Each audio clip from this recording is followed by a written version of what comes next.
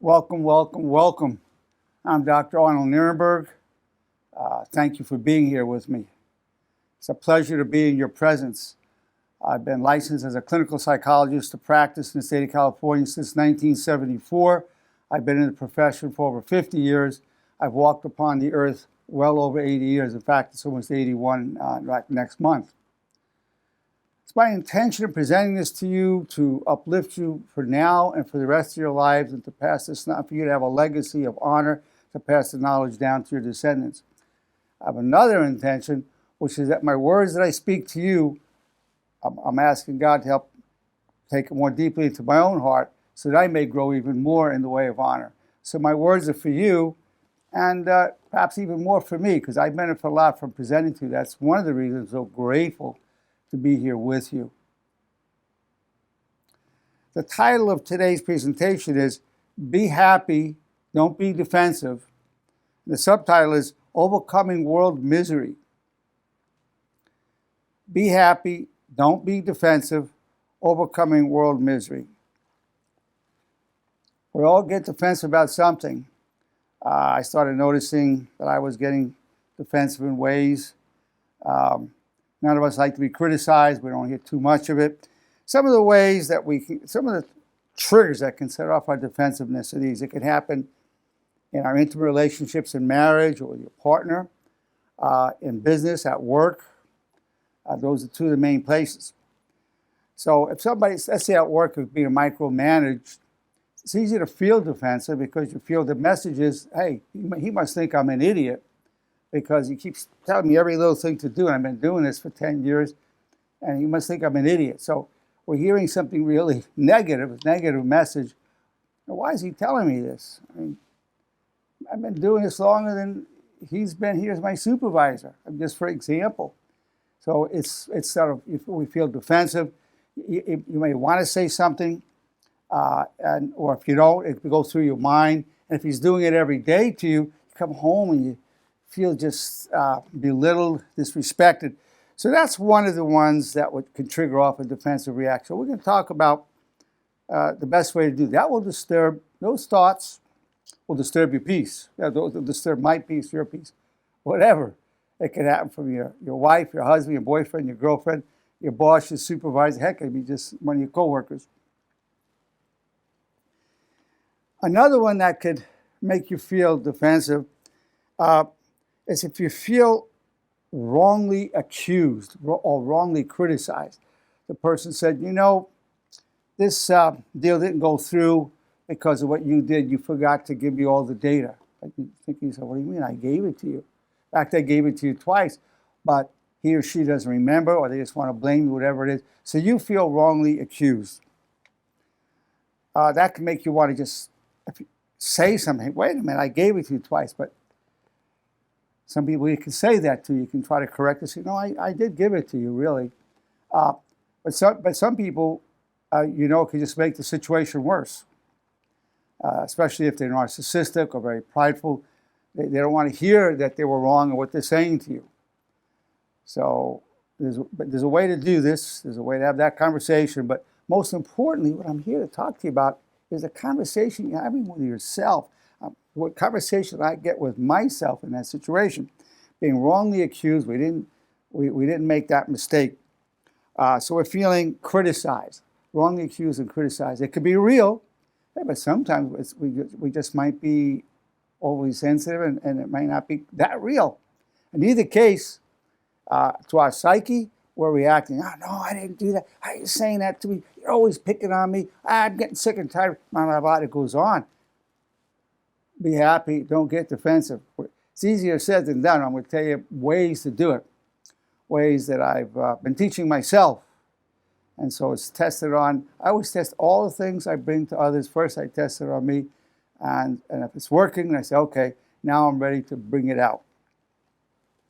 Now, the other one that can make us all defensive is feeling, well, he misunderstood me. He's taking the idea I gave, misunderstanding it, and then criticizing that idea. You're going, yeah, that distortion you had, that would be dumb if I said that. But you think, I didn't say that. See, and you may or may not get a chance to clarify that. Or it may come across in a defensive way. It's one thing to say, hey, I didn't say that. What are you doing? I didn't say, you're making an idea look dumb. It is dumb the way you're saying it. That's not what I said.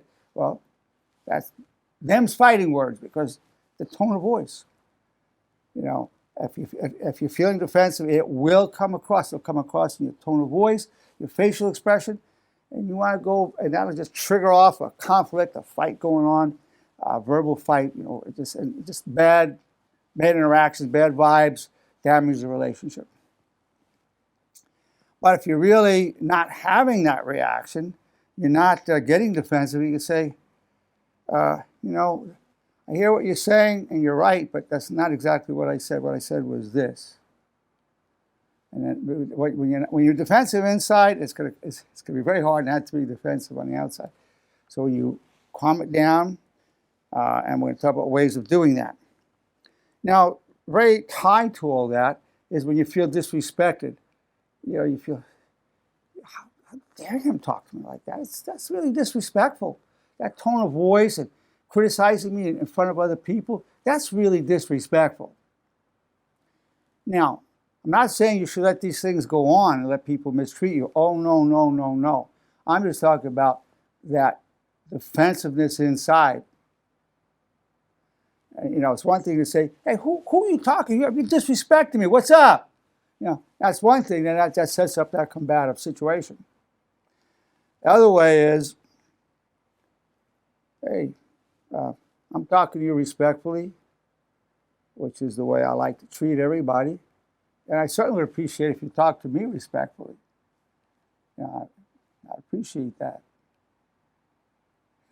It helps if you can smile while you're doing it. And if you're defensive inside, you won't be able to smile. If you're able to just have that genuine smile with it, it's good. You won't be able to do it if you're inside boiling. It won't be able to happen. Now, the other one that could set you off is you're in a group. It could be at home. It could be in a business. It could be in some group. It could be a religious group. It could be a philosophical. It could be a political group. And every time you bring up an idea, it gets dismissed. I mean, it doesn't get, no one's taking it seriously. So it's tied to being disrespected. You're just being dismissed. What you say, nobody pays any attention to it. It doesn't even seem anybody's listening. So you feel whatever your contribution is, you're just being dismissed, which then sets off, I'm being disrespected. So these are some of the common scenarios that can trigger you, and definitely trigger you, and definitely can trigger me. So we don't want to be doing that because we don't want to be defensive. We want to be happy. When we're defensive inside, and then if it manifests outside, we're not going to be happy. We're not going to be happy that moment, or if we could set up a really conflicted relationship or make a good relationship go sour, or a relationship that's already troubled get worse. And more importantly is when we go home, we're thinking about it that day, that weekend. If it's on a Friday, the whole weekend you're thinking about it. Or you're going on vacation, the whole vacation you're thinking about it, which just proves the point that vacation is not a location, it's a state of mind. If you're in that state of mind of this defensive thing, replaying the situation, he said this, he disrespected me, he misunderstood me, dismissed me, micromanaged me, he accused me, he's always criticizing me, blame. One of the things that drives most people really up the wall is if they feel blamed. Especially wrong, even if you made a mistake, it can be really hard to take hearing the blame. If it's done gently, let's say it's a spouse, they say, I love you so much, but you made this mistake, it bothered me. That's easier to take. But if you're hearing the blame, you're always screwing up. I've told you so many times, don't put the cup on that counter. How many times do I tell you? I have to tell you. I say, put the cup in the dishwasher. I've told you about 20 times. So what are you hearing? Call me stupid. Nobody likes that. But that could be very ruinous. So the whole thing is, how do we overcome getting defensive? So I'm going to give you the tools. It's going to help you a lot. It's helping me a lot. Well, one is the thought, that's one of the laws of honor. It's not about me, nothing personal. It's not about me, nothing personal. Just how that person is. That'll help. It's not about me, nothing personal. I call that one of the laws of honor. The 25 laws of honor, 4 commandments of honor, a bridge, supremacy of honor code. We're not going to go into it all right now. But I'm just going to name what some of these things are, so at least you know it belongs to a larger class of thoughts. Now, a lot of times a person may go into an attack mode and criticize us because they're feeling themselves hurt.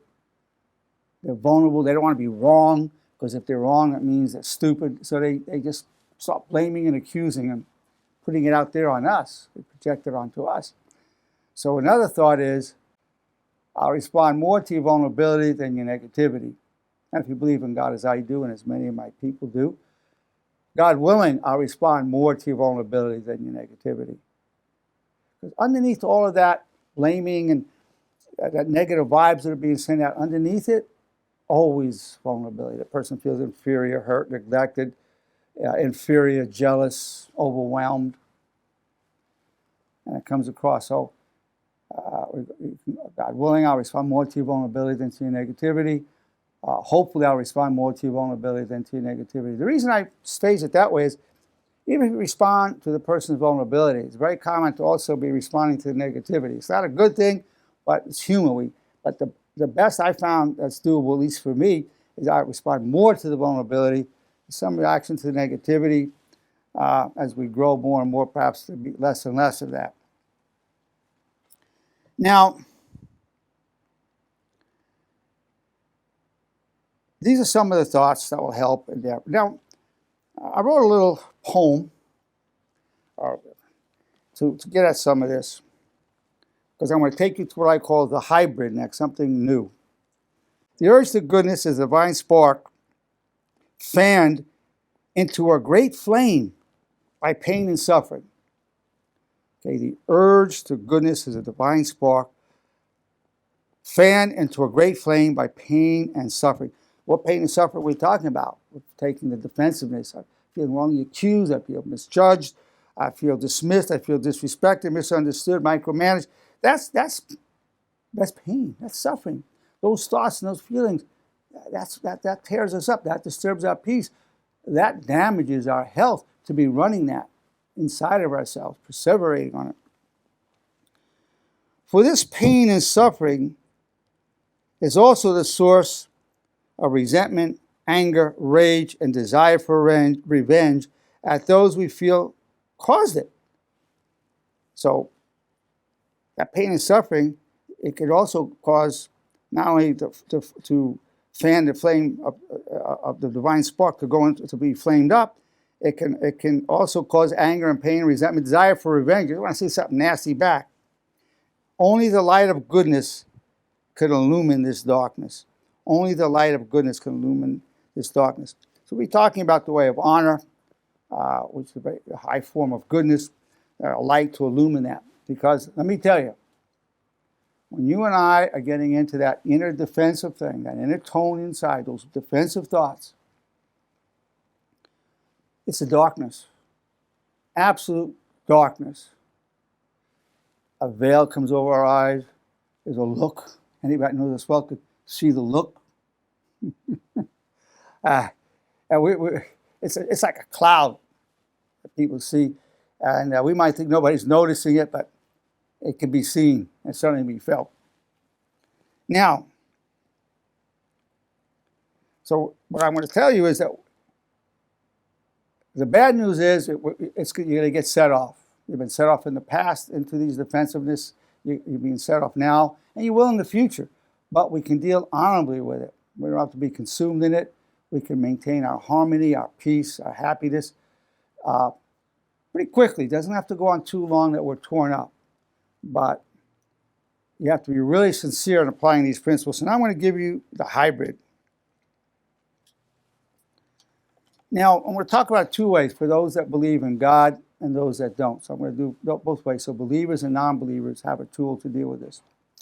First thing I want to tell you that these trials, let's call these trials and tribulations, these blamings, wrong accusations, being criticized, misunderstood, disrespected, dismissed, micromanaged.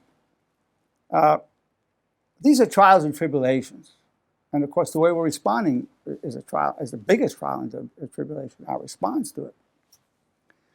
I'm not going to talk about how to deal with the person right now. I'm talking today about mostly how to deal with ourselves. So here's a thought for believers. I call it a hybrid because it's a combination of two thoughts. One commandment of honor is, God, your wish is my only wish. And the other commandment of honor, I call that the mother of all commandments, since they all derive from that. Then there's what I call the warrior's commandment of honor, which is, I'm grateful for the power I gain from hardship. So, God, your wish is my only wish. You can just use that straight to deal with it.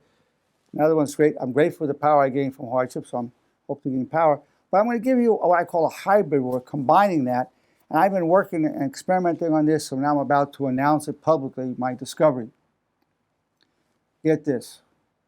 God, I'm extremely grateful for the trials and tribulations you send me that bring me close to you. God, I'm extremely grateful for the trials and tribulations you send me that bring me closer to you. I don't speak Spanish. I really wish I did. I love the language. I can say this in Spanish. Most people who speak Spanish don't know what I'm saying because it's really bad pronunciation on my part, but some catch it. Dios te ahorca, pero no te mata. Dios te ahorca, pero no te mata. God chokes you, but not to kill you. So he's waking you up and bringing you to him. So for believers, you can think, this is a great thing. I'm grateful for these trials and tribulations that bring me closer to you. I can't tell you how powerful that is.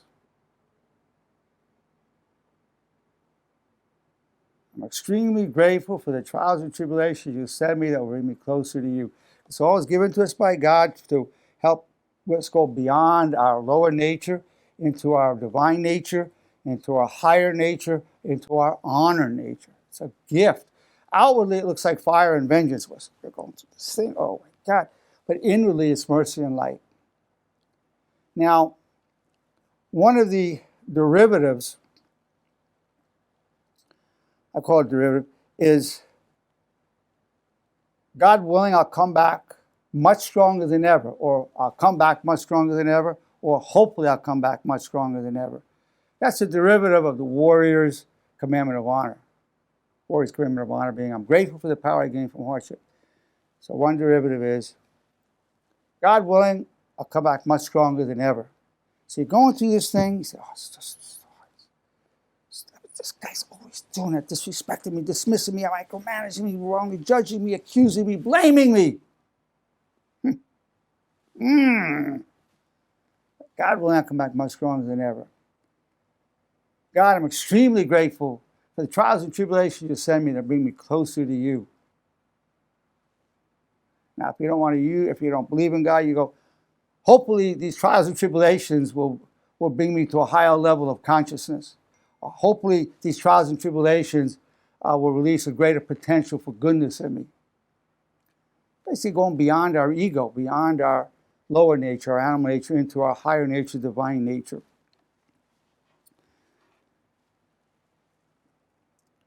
Now, in doing this, the person that micromanages us or is disrespectful, misunderstands us, or disregards what we're saying, or just dismisses us, dismisses what we're saying, well, that's their loss. If we have a good idea, they're missing out on that. If they're going into these false accusations, wrongly accusing us, or being overly critical or blaming us, that poor person is damaging themselves. I'm telling you, that blamer is destroying himself or herself. They don't know it, they're destroying themselves. You feel destroyed by it, but no, they're destroying themselves. Once you know how not to get, once I know how not to be defensive inside, you say, oh my God, this poor woman or this poor man, he's killing himself with this blaming. Oh my God. So you have a number of tools. One often that could work for many of us is, hey, it's nothing personal. It's not about me. This guy's just a blamer. You have people that just blame everybody. Most people just see what the problem is and where is it? It's you, it's you, it's you, it's you. You don't take responsibility for going there. Now, the key is that we don't become the one doing that to others. The key is that we don't come to start doing that to others. One of the main protections we have there is one of the commandments of honor is this. I take full responsibility for co-creating my reality and my problems. I take full responsibility for co-creating my reality and my problems. That keeps us from just putting it out there. That person might be guilty of initiating it, be totally wrong in what they said, whatever they've done, but once we stop blaming and criticizing and micromanaging and dismissing the person, we're co-creating it. And we can say, I take full responsibility. I'm co-creating this. That gives me power. Because if I'm co-creating it, I can uncro-create. I can co-create something better, something more positive, something more loving, something more honorable. Now, another way of dealing with this, and these are suffering. They're dealing with these wrongful accusations, being misjudged, misunderstood, dismissed, micromanaged, blamed. That's really, it's going on throughout the world. That's why I call it, the subtitle is Overcoming World Misery. Everyone's doing it. Everyone's doing it. Now, sometimes, a lot of times it's real, it's really being done. But look at the cases when it's not personal, it's not really being done. I'm an expert on road rage. One of the biggest causes of road rage is somebody's cutting you off. People take it personally. Oh my God, that son of a gun, he's cutting me off. He could have killed me, could have killed my kids. I better teach that son of a gun a lesson. Pull up beside him, beat you, make obscene gestures, scream at him. Could cause an accident. In fact, we have 29,000 deaths. 2/3 of all deaths on the roads are due to aggressive driving. There wasn't even personal. The guy was just trying to get positioned in another lane, or he's got to get somewhere quickly. He wasn't trying to disrespect you or disrespect me. But they're the person. So here's a case where somebody really feels disrespected, goes into a rage, and that's one of the main causes of angry driving on the road, is feeling endangered. Well, people are taking it personally. When people do it to me, I just feel you made a mistake. I go, well, I'm always making mistakes. God knows how many people I've cut off. Some people got really angry on the road. I made a mistake. So, but over 53% of Americans really express that anger to other drivers 2 or more times a year. And by the way, it doesn't matter what age they are. Doesn't matter whether they're a judge or a gangbanger. Doesn't matter whether they're a doctor or never finished 2nd grade. None of those are factors. The main, and if you're rich or poor, doesn't matter, same percentage. The main variable is parenting. If the parents were road rages, it's a higher probability that the children will be. It goes like this. The child learns, well, you want to turn right, you put the right signal on. You want to turn left, you put the left signal on. Somebody cuts you off, you flip them off. You beep your horn, you flip them off, you flick the lights up and down, you curse at them. That's what you do. The child grows up thinking that's normal. So anyway, so it's taken personally in that way. But the other way of dealing with these trials and tribulation is this. What's the best true story I can tell myself about this problem? That's one of the derivatives of the warrior's commandment of honor. What's the best true story I can tell myself about this problem? Well, this person's criticized me, misjudged me. But you know what? It's forcing me to turn to God more. It's forcing me to turn to my commandments of honor more. It's forcing me to reach into the higher principles more. This person's helping me grow. Now, so that's the integral. Certainly, we need to then, sometimes we have to have a conversation with somebody, and the less defensive we are, the more calm we are and rational we can then be. We say, hey, I appreciate if you talk this way, or, I really didn't do it that way, I did it this way. Just want you to know that, just so you know. Or, hey, I talk to you respectfully, I appreciate it if you talk to me respectfully. So there's a time to set that up. Now, if it continues to go on, there may have to be a complaint, a grievance filed, or whatever. I mean, you have to take steps. We don't want to keep letting it go on. At some point, we do something to try to deal with the person. But we're just around that person once in a while.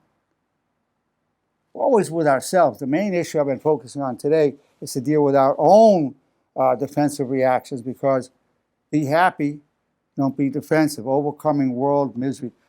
I'm telling you, the misery of the world is tremendously caused, at least 50% of the misery throughout the world is related to this blaming, wrong judging, disrespect. It's just massive throughout the whole planet. It's nothing new. It's not like people become more disrespectful than ever. It's been there from the beginning, since there was society. And the way of honor is a way to bring more civility, more brotherhood and sisterhood into the world in a really practical way. So I'm going to open it up. It's been really my pleasure to bring this to you, share with you my cutting-edge inner research that I'm doing in the hopes of reaching you and in the hopes of my own words reaching me. Okay, I'm going to open it up and get comments. Tracy, anything that you want to ask or say? Yes, I was thinking about when you said it's not about me, don't take it personally. And I noticed that this does happen with new management mostly. It happens with whom? New management. Oh, new management. Huge issue. New management comes in, they're trying to prove they know what they're doing, and they make all kinds of wrong moves. Absolutely happens a lot. Exactly true. But sometimes if there's group meetings, other people can recognize that the new management is, kind of honing in on one person in particular. And when other people recognize that, I think it makes it more difficult to not take it personally. Well, let's put it this way. Very good point, Tracy. It's very hard for many of us to not take it personally, period. Whatever the situation, it's hard not to. That's why I have these other tools. To me, the strongest one is, God, I'm extremely grateful for the trials and tribulations you send me that bring me closer to you. For me, that's personally the one that takes me the furthest. That's the one for me. The one, it's not about me, nothing personal, helps, but this one, what I call the hybrid, to me is the most powerful. Good point, as always, Tracy. I really like what you said when you said, God showed you, but not to kill you. Oh, God chokes you, but not to kill you. Yeah. I don't know how many understood my Spanish, but once in a while somebody does. Yeah. I mean, a lot of people, when I tell them that, they say, yeah, my mother, who grew up in Mexico, always used to say that. Yeah. God chokes you, but not to. Really good. I think it's a really good truth, because God does reveal things to us, and it's up to us if we want to continue to entertain or put ourselves in the way of abuse of any kind. Well, there's 2 points to that. There's one, putting ourselves in the way of abuse, remaining in that situation, that job, that relationship, whatever. It's not always easy to walk away from the job or the relationship. There might be more pluses than negatives, or a person might just feel trapped at the time. So that's why I have focused on but the thing that we all need to deal with is our own reactions, our own defensiveness. So what I've been mostly focusing on is giving tools to you and to me to apply it in a situation, so our own peace and harmony, and to minimize the disturbance of our own peace, harmony, and happiness. That's doable. In terms of changing the situation, reaching the other person in communication, that may or may not be doable. But reaching ourselves, we've got a good shot at that. That's why I focused on giving us tools for that. That's why I introduced today the hybrid. Made this grand opening today of the hybrid. I've been using it. I love it. It's helped me enormously in my own personal life. You still get a reaction. It's like, and then, when I do it, then I'm finding myself responding a lot more rationally, a lot more kindly. you know, I'm committed to this path. Thanks, Tracy.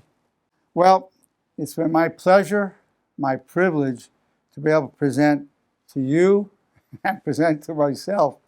Be happy, don't be defensive, overcoming world misery.